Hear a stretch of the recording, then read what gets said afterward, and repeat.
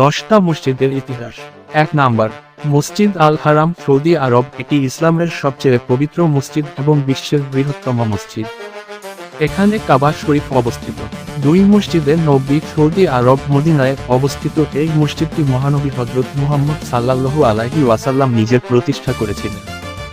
সবুজ গম্বুজ ও বিশাল খোলা প্রাঙ্গণ একে অনন্য করেছে।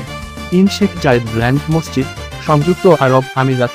আধুনিক স্থাপত্যশৈলীর অনন্য নিদর্শন, যার মেঝেতে বিশ্বের বৃহত্তম হাতের তৈরি কার্পেট রয়েছে। 4 সুলতান আহমেদ মসজিদ তুরস্ক। এটি ব্লু মস্কো নামে পরিচিত, কারণ এর অভ্যন্তরের নীল টাইলসের জন্য বিখ্যাত।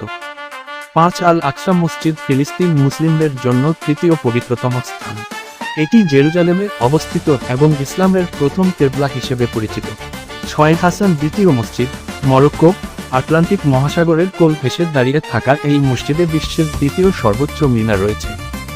7 পুত্রা মসজিদ, মালয়েশিয়া। আধুনিক ইসলামিক স্থাপত্যের নিদর্শন, যা পিঙ্ক এবং লেকের উপর অবস্থিতির জন্য বিখ্যাত।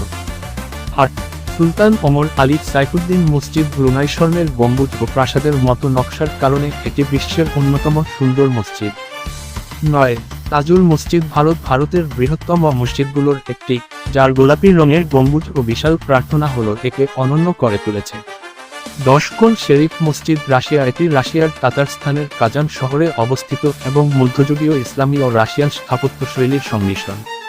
এই মসজিদগুলো তাদের সৌন্দর্য, স্থাপত্যশৈলী এবং ধর্মীয় গুরুত্বের কারণে বিশ্বব্যাপী পরিচিত।